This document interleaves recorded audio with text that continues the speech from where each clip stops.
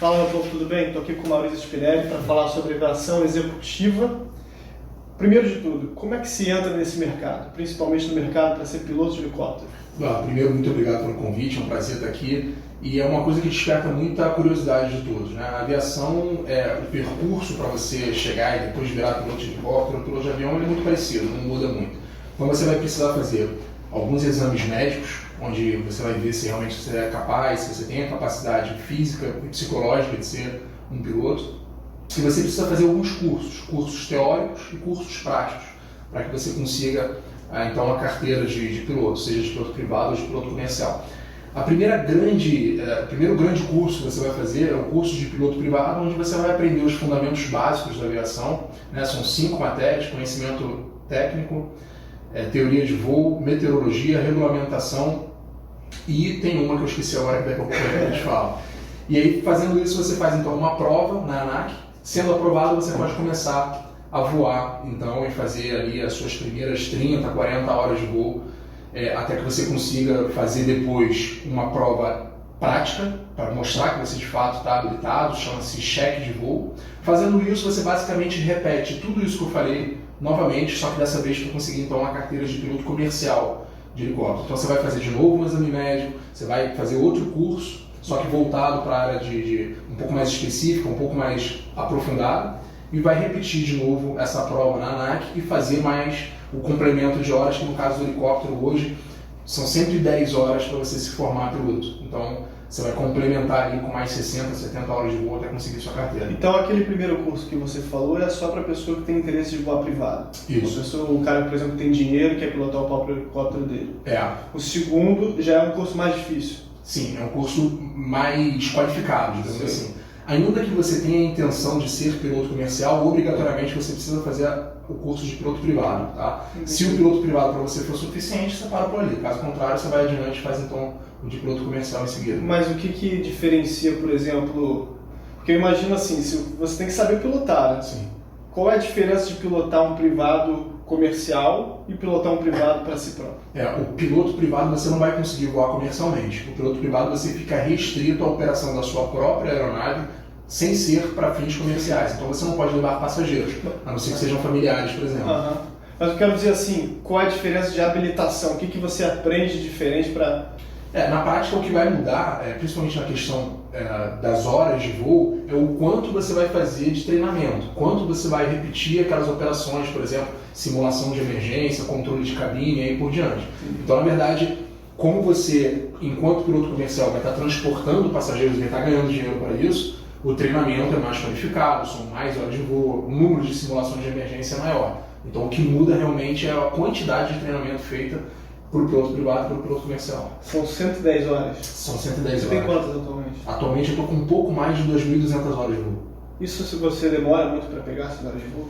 Então, depende muito do tipo de operação que você vai estar realizando. Por exemplo, se você é um piloto executivo hoje no Brasil, depois agora da crise, está começando a recuperar, mas o piloto executivo ele chega a voar mais ou menos entre 10, 15, 20 horas por mês. Então, se você fizer a conta aí, leva um certo tempo para você alcançar essas 2.000 horas. No meu caso, foi um pouco mais rápido, porque logo no começo da minha carreira eu fui instrutor de voo. Então, eu dei instrução durante muito tempo, isso faz com que você arrecade um número de horas muito rápido, né? Então, eu fiz isso e logo em seguida fui para o mercado executivo. E aí, no começo, eu fui contratado em 2013, onde a crise ainda não se sentia de maneira muito forte. E eu chegava a voar 30, 35 horas por mês, né? Então, isso fez com que eu tivesse uma aceleração muito boa aí nessa arrecadação de horas de voo. E quanto custa, por exemplo, fazer um curso desse inicialmente?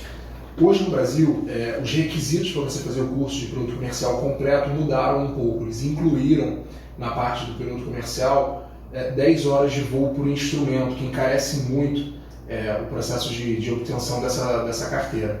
Hoje você está falando em mais ou menos 130 mil reais, 120 mil reais, levando em conta que a gente teve um aumento muito grande no preço da gasolina de aviação, que geralmente essas aeronaves de instrução rodam a gasolina de aviação. A gente está falando hoje de preços que chegaram a R$10 o litro na gasolina de aviação, né? Chamado Avegás.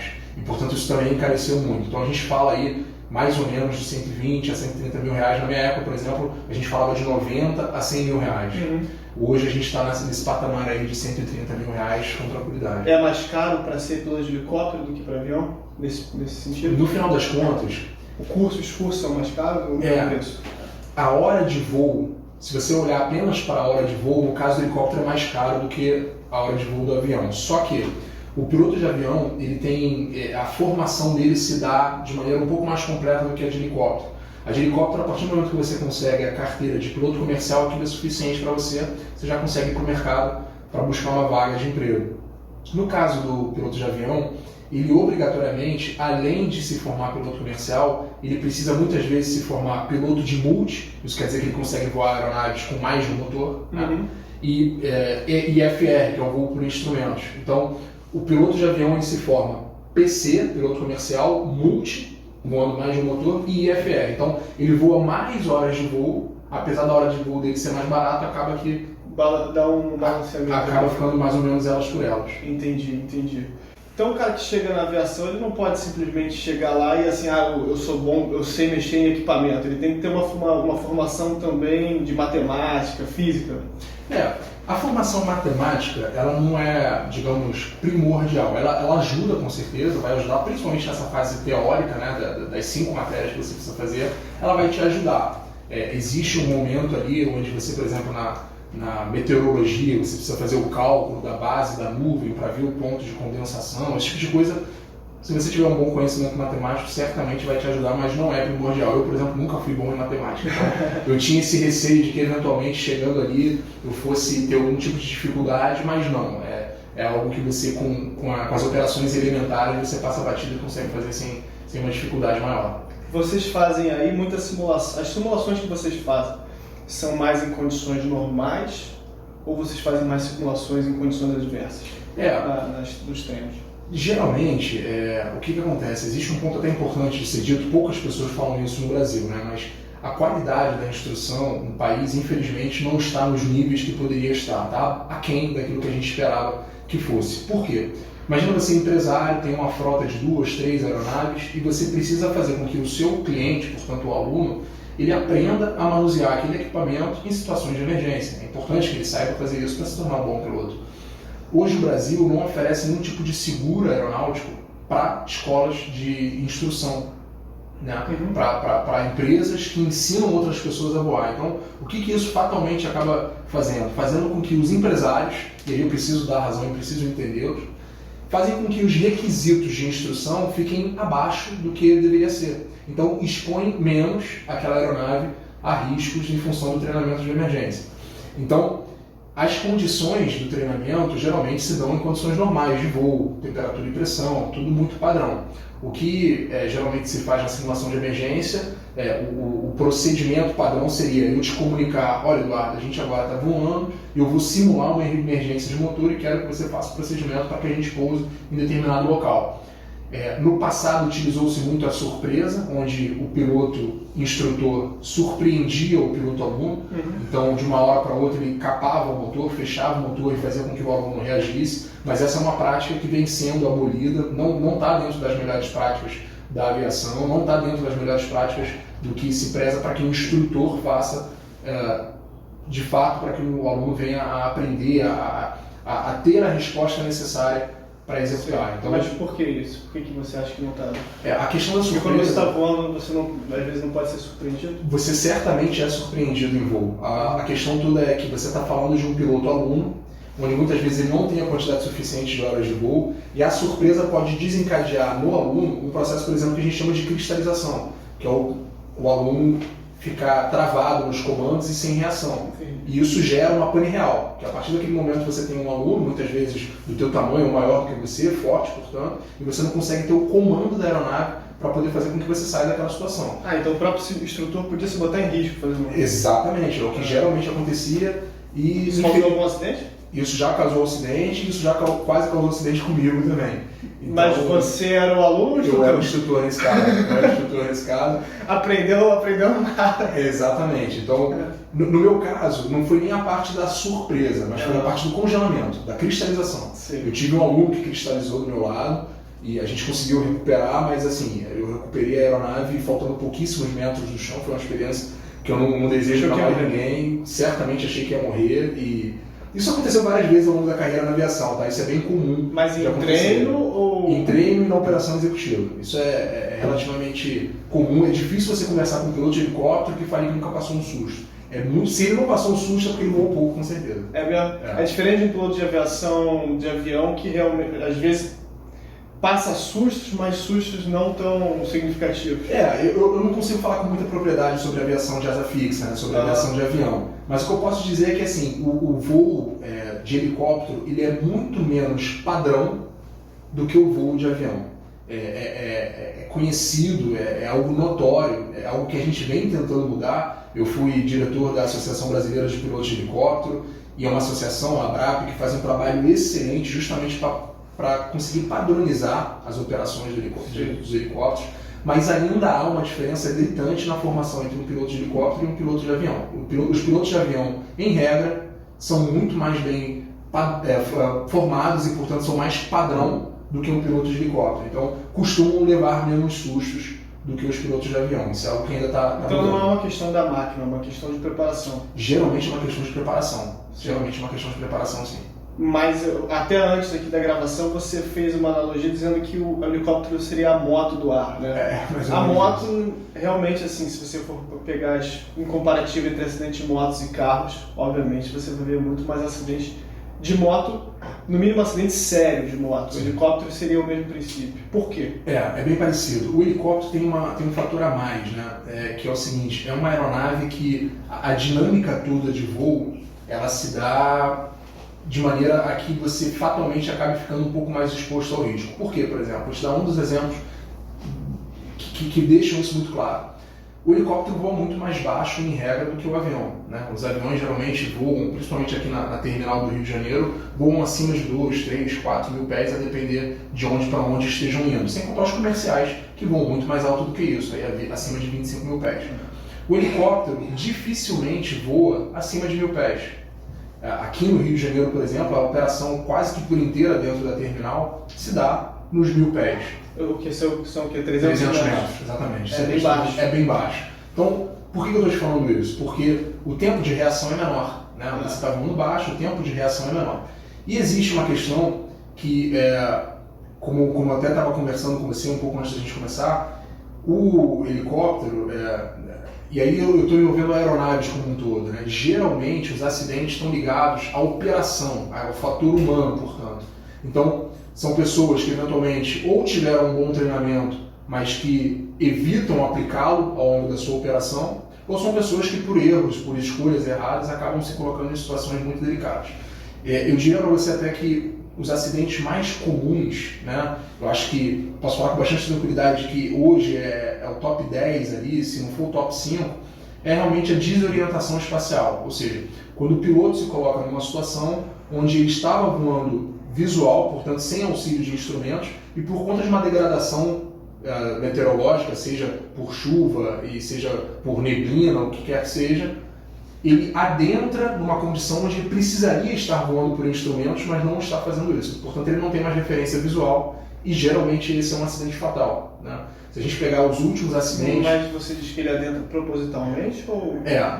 ele não tem intenção de adentrar, mas ele acaba adentrando numa condição inadvertida de voo por instrumentos. Se a gente pegar os últimos acidentes de avião mais famosos, Teori Zavascki, Eduardo Campos, todos estão ligados à questão de desorientação espacial. Apesar de ter a teoria da conspiração, de que no caso do teoria foi bomba, isso é bem comum que seja dito, mas eu falo com bastante tranquilidade, em um dos dois casos teve nada de sabotagem, nada disso, realmente, infelizmente, foi uma questão de desorientação espacial, realmente. No caso do Teori, por exemplo, o que aconteceu? No caso do Teori, eles estavam fazendo uma aproximação para pouso em Paraty, o tempo não estava bom. Salvo engano, tentaram uma primeira aproximação, arremeteram, o piloto, salvo engano, estava sozinho também, não me recordo de todos os detalhes, e aí no procedimento de curva para nova aproximação, ali provavelmente ocorreu a desorientação e testemunhas dizem que ele chegou a bater primeiro com uma asa no momento da curva. Então isso indica realmente que ele desorientou e entrou de faca na água.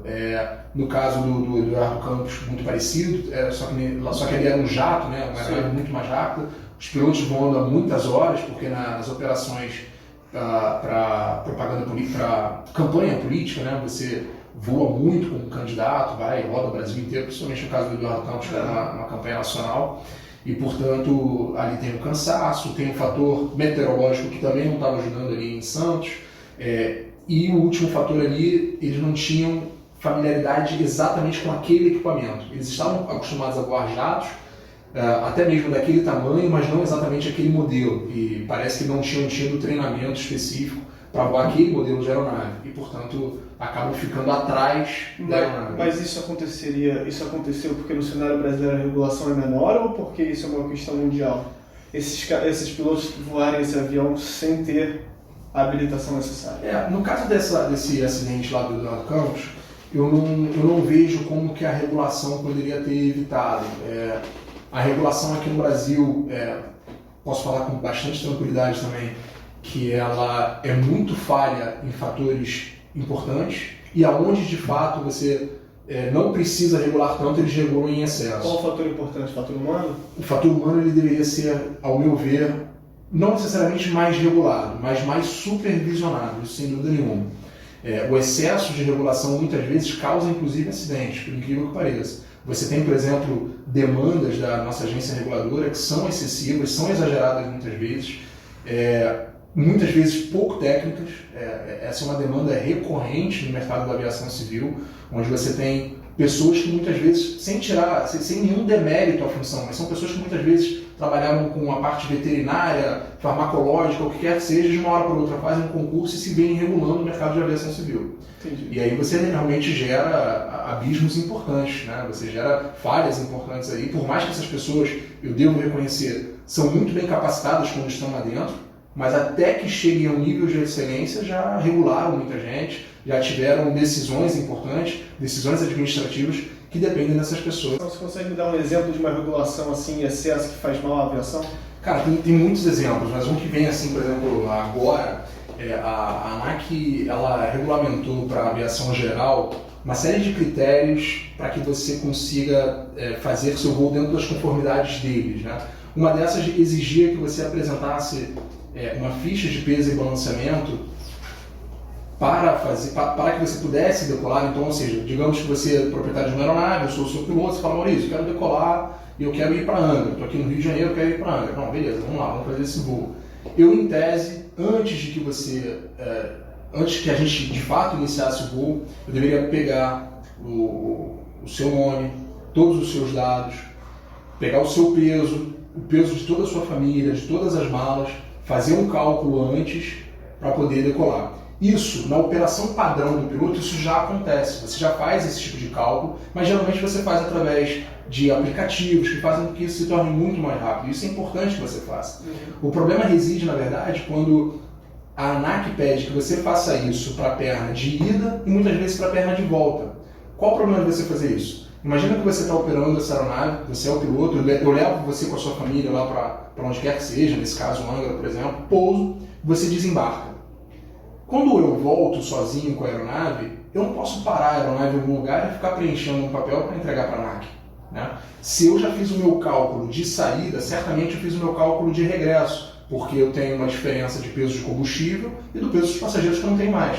Então nós tivemos aqui no Brasil, e aqui no Rio de Janeiro mesmo, diversos pilotos que foram autuados porque não tinham uma ficha de regresso. Muitas vezes tinham uma ficha de saída, mas não de regresso. E aí eu pergunto, qual é a necessidade de você ter essa ficha de regresso? É imperativo que você a tenha? E eu vou além. Por que isso gera um problema de segurança? Gera um problema de segurança porque o piloto, quando está voltando para a sua base, se ele fica sabendo que a ANAC está fazendo uma inspeção de rampa, que é o controle que ele faz, ele alterna, ele prefere pousar em outro lugar para não ter problema. Durante muito tempo, Eduardo, é bom até você abrir esse espaço aqui para a gente comentar um pouco sobre isso, você tinha uma ficha mestra, onde um inspetor, um INSPAC, um inspetor de aviação civil, podia fazer aquelas exigências para você, então você sabia o que ele ia falar, olha, eu quero ver o extintor, eu quero ver se o teu equipamento está atualizado, eu quero ver isso, eu quero ver aquilo. Você tinha aquilo. Você tinha o mesmo operador, com mais de uma aeronave, sendo inspecionado por duas pessoas diferentes da ANAC, e tendo critérios completamente diferentes. E isso acontecia muitas vezes até com a mesma aeronave sendo um inspetor diferente. Então o cara vem com uma lista mestra, mas na verdade tira da cabeça critérios não se sabe de onde sobre como a sua operação deveria ocorrer. Isso, agora já mais para o final do ano passado, começou a ser padronizado de maneira melhor, mas ainda não está 100%. Então, você, por exemplo, eu passei por um caso bem delicado, eu sofri uma inspeção de rampa uma vez, em 2012, no Robson 22. O Robson 22 é uma aeronave de treinamento, uma aeronave bem pequenininha, cabe em 2 pessoas, e é uma aeronave com motor a combustão. E é uma aeronave que, notadamente, ela tem, inclusive por definições de manutenção, ela tem uma quantidade de vazamento tolerável. Você tem ali, você consegue fazer uma medição e saber quanto de óleo está vazando a cada hora de voo. E existe um padrão tolerável. A gente pousou para para trocar o aluno, e nesse meio tempo veio a inspeção da ANAC. O inspetor veio, pediu documentação da aeronave, tudo padrão, bonitinho. Quando ele viu aquelas gotinhas de óleo ali no piso, no heliponto onde a gente estava pousado, ele falou: não, o que é isso aí? Eu expliquei: não, esse é o vazamento da aeronave, a gente acabou de pousar, a aeronave está quente, existe a dilatação normal e, portanto, é normal que haja um pouquinho de gotejamento ali e tal. Ele falou: não, a aeronave não pode vazar óleo. Eu falei: olha, eu acho que o senhor está mal informado, está aqui no manual e tal. Resultado, isso surtiu uma autuação e, portanto, surtiu uma multa. E a gente teve que pagar. E são caras?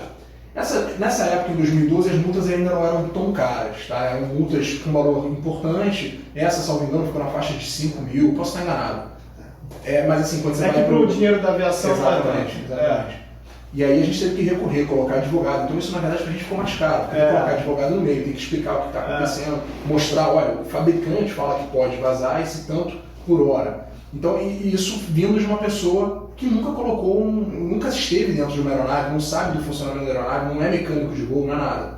É aquela história que você falou, então, que o cara entra na regulação, mas ele não tem nada a ver de técnica. Exatamente, isso acontece... É uma coisa política a indicação do cara. Não, mas aí esse cara vai pra pista? Esse cara muitas vezes vai pra pista. O que eles faziam no passado? Eles colocavam um cara que era técnico acompanhado de um cara não técnico. Entendi. Porque o INSPAC, né, ele é um servidor público federal, né? Ele fez um concurso público, foi nomeado, tomou posse para fazer aquilo, mas muitas vezes, na maioria esmagadora das vezes, o cara nunca teve uma ligação pregressa com a aviação. Então, agora falando sobre segurança, queria te fazer essa pergunta: tem piloto irresponsável? Tem. Que chega e fala assim: quer saber, essa aeronave não está a melhor do mundo não, mas dá pra voar, dá pra voar. Tem. E bota inclusive pessoas, não só fazendo voo solo, com outras pessoas.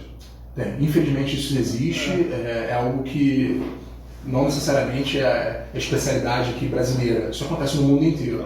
No Brasil, por voar aqui, eu posso te falar com tranquilidade que, infelizmente, a gente tem esse tipo de piloto, sim. É um trabalho incessante de fazer com que esses caras sejam padronizados. E aí, por exemplo, respondendo uma pergunta anterior tua, aonde que a ANAC, por exemplo, poderia melhorar? Capacitando, fazendo mais treinamentos, fazendo com que essas pessoas passassem por treinamentos recorrentes, fazendo inclusive, por exemplo, a questão do treinamento que eu falei que a gente não tem seguros aeronáuticos para escolas de aviação. A ANAC podia, de alguma forma, regular isso, fazer com que as empresas seguradoras tivessem conforto em fazer seguros desse tipo de aeronave, e aí automaticamente você teria um incremento na formação dos pilotos, né? Então, a gente ainda tem sim pilotos. Não acho que a gente em algum momento não vai ter nenhum piloto irresponsável. Essa é uma estratégia de personalidade da pessoa. Sim, exatamente. O cara que eventualmente está mais acostumado a assumir risco e por diante. Né? Você, Maurício, entra num helicóptero e você consegue, por conta própria, verificar que esse helicóptero não está habilitado para voo, não está apresentando risco, ou é uma coisa assim difícil de dizer? Olha, é uma coisa bem delicada. Vou te explicar por quê. Como é que você vê a condição de aeronavegabilidade de uma aeronave? Primeira parte documental. Então você vai ver se o diário de bordo está preenchido, se os documentos de porte obrigatório estão presentes, e por diante. Aí você vai fazer o que a gente chama de pré-voo, que é uma inspeção para ver se a aeronave visualmente apresenta condições de voo. Então você vai ver se a aeronave apresenta algum vazamento exagerado, se existe alguma folga, você vai ver se tem alguma trinca, e você vai fazer esse tipo de inspeção. Em aeronaves um pouco mais modernas, você tem sistemas embarcados que eles conseguem te dar uma dimensão de alguma falha de célula. Célula seria o corpo da aeronave, né? E ele te dá ali um relatório. Olha, essa aeronave nas últimas 100 horas de voo não teve nenhuma falha, não teve nenhum tipo de defeito. seja de motor, seja da própria célula ou o próprio sistema eletrônico, que quer que seja. Então você consegue ter. Nas aeronaves mais simples, você não tem isso. Então você não consegue saber se o último cara que voou nessa aeronave, se ele excedeu algum limite, se ele teve algum torque exagerado na aeronave. Então existem algumas coisas que a olho nu você não consegue detectar. Entendi. Agora uma curiosidade que eu sempre tive, assim, por exemplo, fui para São Paulo outro dia, aí você passa por cima, você vê aqueles helipontos todos em cima de prédio. É mais difícil pousar ali? Questão de vento, essas coisas? Não, eu não diria que é mais difícil. É um pouco mais desafiador, porque você tem um espaço restrito de pouso e isso está muito ligado, e a dificuldade em pousar ali muitas vezes está ligado ao tipo de equipamento que você está voando e o peso que você está carregando a bordo. Isso sim é um risco. Sem contar que ali, nesse ponto onde você passou e viu esse ponto, a gente chama de ponto central, que é justamente o segmento final de aproximação dos aviões que pousam em Congonhas. Então ali você tem um controle específico para pouso naquela área e você não pode ficar ali de bobeira rodando muito tempo porque tem os aviões que vão aproximar. Então isso gera um pouquinho mais de estresse, tem que estar ligado. E aconteceu comigo, contando aqui um caso, né? Eu, na primeira vez que eu fui para São Paulo para buscar um passageiro, ele me passou, olha, eu vou estar no prédio tal hora. E aí, sabendo que São Paulo é um desafio maior de voo do que o Rio de Janeiro, talvez pelo simples fato que eu não esteja acostumado a voar lá, né? Então tem rotas que são bem diferentes do que as rotas do Rio de Janeiro e tem essa questão dos helipontos e a quantidade de tráfego é muito maior, né? Então, o que eu fiz? Para ter certeza que eu não teria nenhum problema, eu coloquei as coordenadas certinhas no GPS 1, no GPS 2, no celular e no iPad. Levei tudo que eu podia para ter certeza que não ia errar. E mesmo assim, chegando ali, cara, quando você chega em cima é um paliteiro. Você olha para baixo, é tudo igual. E eu não consegui achar o prédio. Eu fiquei rodando, o pessoal do controle, no caso eu estava falando Juliette Alfafox, Juliette Alfafox, vai pousar? Não vai? Como é que é? Eu falei, não, eu tô pousando. E procurando, e aí por sorte o meu passageiro, eu já tinha passado em cima do prédio dele várias vezes, né, procurando. O passageiro entendeu que eu estava perdido, foi para cima do heliponto, ficou pulando, acenando até que eu ouvi. E aí eu consegui fazer o pouso e buscá-lo, mas... É tipo, tá na rua e tá perdido. Exato, só que você não consegue parar para pedir informação. A diferença é essa, né? Mas e o gasto de combustível rolando, né? E o combustível rolando e o controle chamando, porque ele precisa fazer a aproximação dos outros aviões e você interfere diretamente na rota de aproximação desses aviões, né? Então, a sorte foi que o piloto teve o passageiro teve sensibilidade de entender que eu estava perdido, ele foi para lá e aí conseguiu fazer o pouso. É estressante para você ainda pilotar? Não, hoje em dia eu digo para você que é um estresse diferente, né? O piloto de helicóptero, principalmente, a gente costuma falar que você voa o tempo todo imaginando que você vai ter um problema e precisa pousar. Então, enquanto você está voando, você fatalmente está olhando para o relevo ao redor, seja a frente, seja aquele que você acabou de passar, para imaginar se caso você tivesse algum tipo de emergência, onde você faria o pouso. Sim. Como eu te falei, a gente voa muito baixo, então tudo se dá de maneira muito rápida. Então, assim, é um estresse que já está meio que internalizado na operação, você já está meio que acostumado com isso. Mas o que a gente costuma falar é que a gente precisa sempre respeitar o equipamento e a gente nunca pode estar 100% confortável na aeronave. Geralmente os problemas acontecem quando você está muito confortável, né? Eu imagino. Falando sobre como é que funciona um helicóptero, como é que funciona a física dele, diferentemente de um avião. Só de olhar você sabe que é bem diferente. É bem diferente. Os princípios ligados são parecidos, mas não são iguais, né? Então, no caso do avião, por exemplo, você tem um motor que gera um impulso. Vou usar uma aeronave simples, com motor na frente, ali, com uma propulsão a hélice, por exemplo. Então, essa propulsão faz com que a aeronave se desloque. À medida que ele vai alcançando uma determinada velocidade, você tem um diferencial de pressão entre a parte superior e a parte inferior da asa, e isso faz com que você tenha sustentação para sair do solo. Esse é o avião, um princípio bastante simples. Já no caso do helicóptero, tem mais princípios envolvidos, né? Você tem componentes rotativos, contrarrotativos, que fazem com que a física envolvida seja um pouco mais complicada, um pouco mais complexa. Então, você tem um motor gerando tração para o rotor principal, muitas pessoas acabam chamando de hélice também, mas hélice é exclusiva para avião, e no caso do helicóptero, então é um rotor. Esse teu rotor principal, ao girar, ele pega o fluxo de ar que está vindo de cima, empurra para baixo, e isso gera um diferencial de pressão nas pás que faz com que você tenha a sustentação, né? Você vai mudar isso à medida que você muda o ângulo de ataque, né, que seria um ângulo de incidência das pás, você tem mais ou menos sustentação e, portanto, você sobe ou desce. Entendi. Para fazer o helicóptero descer, então, você angula a pá. Exatamente. Você tem basicamente duas formas de fazer. Ou você muda a atitude da aeronave, ou seja, a palavra é estranha, mas a manobra é essa, você pica a aeronave e aí você faz com que ela desça. Sim. Ou você, através do coletivo, você abaixa o coletivo, automaticamente você está diminuindo o ângulo de ataque da pá e aí você consegue fazer com que a aeronave desça também. Entendi. Um helicóptero pode fazer uma manobra de ataque repentina para descer? Pode, a aeronave pode. Agora, o que você precisa muitas vezes avaliar é o tipo de rotor que você está operando. Então, por exemplo, aeronaves com duas pás, as chamadas bipás, você procura o tempo todo evitar manobras que deem baixa gravidade, baixo G. Isso porque senão você desencadearia um fenômeno conhecido como mass bumping. É um fenômeno aerodinâmico bastante complexo que ocorre nas aeronaves bipar. Então, por exemplo, essa manobra de você repentinamente dar uma picada forte, no caso das aeronaves bipar, é bem peculiar. Você evita de fazer isso, justamente porque senão você entra nessa condição do mass bumping e você geralmente vai ter um problema catastrófico. No caso das aeronaves com mais de duas pás, tripá, quadripá, pentapá e aí por diante, você tem uma manobrabilidade maior. Você consegue fazer manobras um pouco mais agressivas porque você não tem esse fenômeno ocorrendo. Entendi. Você que está acostumado já com a aviação, você pode me dizer qual é a diferença, por exemplo, de uma perda de motor num avião normal e uma perda de motor num helicóptero? Claro. Porque eu imagino que a gente sabe que o avião, quando perde o motor, ele continua planando.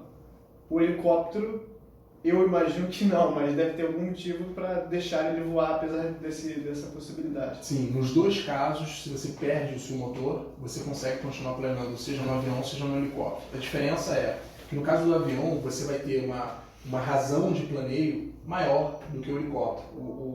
O avião vai conseguir se manter mais tempo no ar planando, enquanto que o helicóptero esse tempo é reduzido. Mas o princípio que faz com que o helicóptero continue planando é aquela brincadeira que a gente fazia de criança, aquele pirocóptero, né? Que você rodava aquele pauzinho com duas hélices em cima e ele descia controlado. É exatamente isso, ou seja, como eu falei antes, você tem um fluxo de ar vindo de cima para baixo, quando você está com o motor tracionando, o seu rotor, e no caso de perda de motor, o fluxo de ar induzido, portanto, pela aeronave que está descendo pela força da gravidade, esse fluxo de baixo para cima faz um efeito catavento que faz com que as pás continuem girando e, portanto, gerando um mínimo de sustentação. Essa sustentação ela não é capaz de te fazer ascender em voo. Ela só vai fazer com que você consiga fazer um pouso controlado, consiga controlar a sua descida até o solo e escolher o melhor local para pouso. Mas os princípios são bem parecidos, as duas aeronaves vão planar. Até agora a gente falou de um monte de coisa assim que diz respeito aos perigos do helicóptero, mas isso significa que é perigoso andar de helicóptero? Não, eu não diria que é perigoso andar de helicóptero, pelo contrário, é bem seguro voar com helicóptero, com aeronaves no geral. O que acontece realmente é que hoje a gente tem, primeiro, uma quantidade de aeronaves muito maior do que no passado e, portanto, fatalmente a quantidade de acidentes é maior. E a notícia que nos chega também nos chega de forma mais rápida por causa dos celulares, internet e tudo mais. E, principalmente, quando acontece com pessoas notáveis, pessoas famosas, a gente acaba tendo ciência, noção do que está acontecendo de maneira mais condensada, digamos assim. Mas eu seria leviano se eu dissesse que é perigoso, pelo contrário, não é perigoso. A partir do momento que você consegue uma aeronave de boa procedência, com um piloto que seja capacitado, bem treinado, o voo é muito seguro, não há por que se temer voar de avião, de helicóptero, o que quer que seja.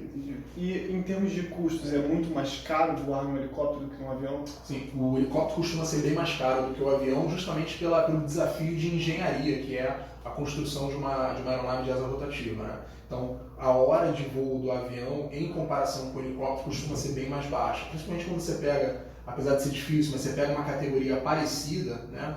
Geralmente voar no helicóptero vai sair bem mais caro. Você pilota qual helicóptero? Atualmente? O último aeronave que eu voei foi um Robson 66, uma aeronave monomotor a reação. Você tem basicamente três categorias. Aeronaves monomotor a combustão, a aeronave monomotor a reação, e portanto o motor que funciona com uma turbina e tudo mais, um motor muito parecido com os motores dos aviões comerciais que as pessoas estão acostumadas.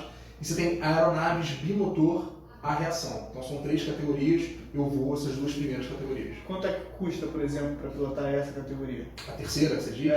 Essa terceira categoria é difícil de passar um preço pelo seguinte: você precisa, para se formar, para ter essa essa categoria na sua carteira, você precisa fazer um determinado número de horas. E essas aeronaves costumam começar a hora de voo em 8, 9 mil reais a hora de voo. Então, assim, é bem pouco provável que um cara do próprio bolso invista numa formação dessa. Geralmente acontece o contrário. Ou você é contratado para voar essa aeronave e a empresa te dá esse treinamento, né? Geralmente é isso, ou você tem a oportunidade de voar com um amigo que já é piloto dessa aeronave e o cara vai te dando treinamento ali até que você tire a carteira. Salvo raríssimas exceções, eu me lembro talvez de um piloto na minha carreira inteira que tenha colocado no bolso dinheiro para poder se formar piloto de bimotor, né? Isso é bem pouco provável, a incidência é bem pequena. E aí já ultrapassa muito aqueles 130 mil reais que você falou. Demais, vai ultrapassar demais, porque aí você vai ter que colocar custo do simulador, o custo do voo por instrumentos, e aí a brincadeira fica bem cara. Eu queria te perguntar, você é um piloto em formação constante? Você ainda faz muita simulação? O bom piloto é o piloto em formação constante, né? Você tem, o mercado de aviação é um mercado mundial e, portanto, você tem possibilidade de se manter em constante atualização através do próprio simulador, através de cursos específicos. Aqui no Brasil, a gente tem escolas de aviação de excelência, são 2 escolas. A gente tem, por exemplo, uma escola, talvez seja uma das mais famosas, onde tem o comandante Bosco, que inclusive foi eleito, salvo engano, no ano passado, o melhor instrutor de helicóptero do mundo.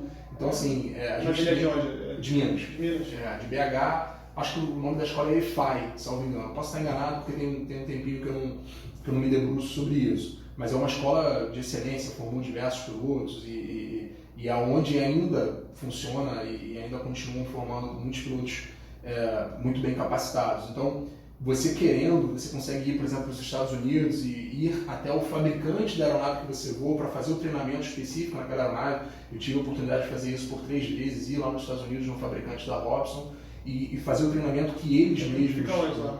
Fica em Torrance, na Califórnia. Deve ser um voo bonito, né? É um voo muito bonito, a gente passa ali pelo litoral, né? Sei. Então é bem bonito, é bem legal, é bem bacana mesmo. Eu gosto de perguntar, assim, quando a gente está caminhando para o final, sobre o futuro das áreas que as pessoas trabalham. Qual o futuro, por exemplo, da aviação, mas agora na parte do helicóptero? A gente tem um futuro promissor. A gente passou, bem verdade, principalmente de 2014 até o finalzinho do ano passado, talvez até meados do ano passado, um momento muito delicado para a aviação de helicópteros. Um momento muito delicado mesmo, onde eu tive diversos colegas que perderam seus postos de emprego, onde muitas aeronaves saíram do Brasil, então foi um momento bem negativo da aviação. Agora, dentro da área de helicóptero, o que movimenta esse mercado é o mercado offshore, é o mercado de petróleo. Então, sempre que o mercado de petróleo está avançando, sempre que o mercado de petróleo está em fomento, automaticamente o mercado de aviação para helicópteros cresce. E a gente está vendo isso acontecer, a gente tem diversas empresas que estão anunciando investimentos bilionários na área do offshore, na exploração. A gente está aí agora com a cessão onerosa. Enfim, existem diversos... A gente está vivendo um momento com diversas iniciativas muito positivas para a área da aviação civil de helicóptero. Então, acho que a perspectiva daqui para frente é de retomada, é de crescimento. Não sei se você iria fazer essa pergunta, mas já respondendo antecipadamente, tem muita gente que fala, poxa, Maurício, você acha que vale a pena fazer o curso? Eu sempre costumo dizer o seguinte, cara, não espera o momento retomar para você fazer o curso, porque senão você já fica um passo atrás. Você tem que estar pronto para quando o momento voltar, você de fato já poder se habilitar a ser piloto, a ser contratado. Você no momento está habilitado. Eu continuo habilitado. A aeronave que eu voava, ela foi vendida agora recentemente, então nesse momento eu não estou voando nenhuma aeronave, mas eu continuo com as minhas habilitações em dia, as minhas carteiras em dia, tudo direitinho. Eu fiquei com uma curiosidade, você falou de que as aeronaves foram mandadas para fora. Eu sempre tive essa curiosidade, por exemplo, a sua aeronave é produzida lá nos Estados Unidos. Isso. Como é que ela vem para o Brasil? No pinga-pinga? Nesse caso específico da aeronave que eu voava, ela veio no pinga-pinga porque o dono da aeronave, ele é um apaixonado pela aviação. Eu não era piloto dele nessa época, ele contratou um piloto americano e ele veio fazendo voo dos Estados Unidos até o Rio de Janeiro, parando em todas as ilhas. Ele veio a lazer, né? Então ele veio no pinga-pinga. Mas geralmente essas aeronaves vêm em container, né? Então elas vêm desmontadas em 3 grandes partes e chegam num caixote e são remontadas aqui no Brasil. Eu tive a experiência de fazer o contrário. Uma das aeronaves que eu voei foi um Esquilo, modelo B3. A gente comprou essa aeronave aqui no Brasil, no momento de baixa, com dólar muito baixo. E a gente decidiu vender essa aeronave e o mercado que absorveria rapidamente essa aeronave era o mercado americano. Então eu fiz o contrário, eu saí daqui do Rio de Janeiro e fui até os Estados Unidos voando para levar essa aeronave até lá. Foi um voo sensacional. Quantos dias? Foram 5 dias de voo, a gente poderia ter feito em 4, a gente não conseguiu fazer em 4 porque tem a famosa burocracia, e aí no aeroporto de saída, a autoridade da Receita Federal, que estava ciente que a gente chegaria num determinado horário, quando a gente chegou eles já não estavam mais, deveriam retornar num determinado horário, só retornaram no final da tarde e aí acabou ficando por Padrão Brasil. Padrão Brasil, infelizmente. E só para terminar mesmo, em relação à aviação aviônica, futuro da aviônica, o piloto vai continuar sendo indispensável ou você vê um cenário que o piloto talvez... O piloto vai continuar sendo indispensável por muitos anos, porque apesar da automação ajudar muito e praticamente fazer tudo no voo, a gente já tem aviões hoje que conseguem fazer o pouso sem interferência nenhuma do piloto. O problema todo é que você ainda não tem uma inteligência artificial capaz de julgar determinadas coisas. Então, eu costumo dizer que a automação ela vem para nos ajudar, ela vem para minimizar acidentes, ela vem para facilitar a vida do piloto, mas o piloto, pelo menos para os próximos 30, talvez até 40 anos, ainda é um papel fundamental, indispensável. Talvez ele passe, como já tem acontecido na aviação comercial, ele passe a ser mais um gestor do que propriamente um piloto. Mas a figura dele embarcada ainda é extremamente importante, até porque talvez eu me permita te fazer uma pergunta se você ficaria 100% tranquilo sabendo que você está embarcando numa aeronave sem nenhum piloto, sem ninguém que vai fazer esse jogo. Eu não entraria. Pois é, imagina você que é um cara jovem, um cara que está acostumado com tecnologia, imagina pessoas mais idosas, isso ainda é desconfortável, então eu acho que para os próximos 30, 40 anos ainda a gente... Então é um cenário bom profissionalmente falando. Sim, é um cenário bom profissionalmente falando, o mercado está crescendo, o Brasil é um mercado em ascensão na área da aviação, e as perspectivas são realmente boas. Que bom. Obrigado, Maurício, pela sua presença. Agradeço muito.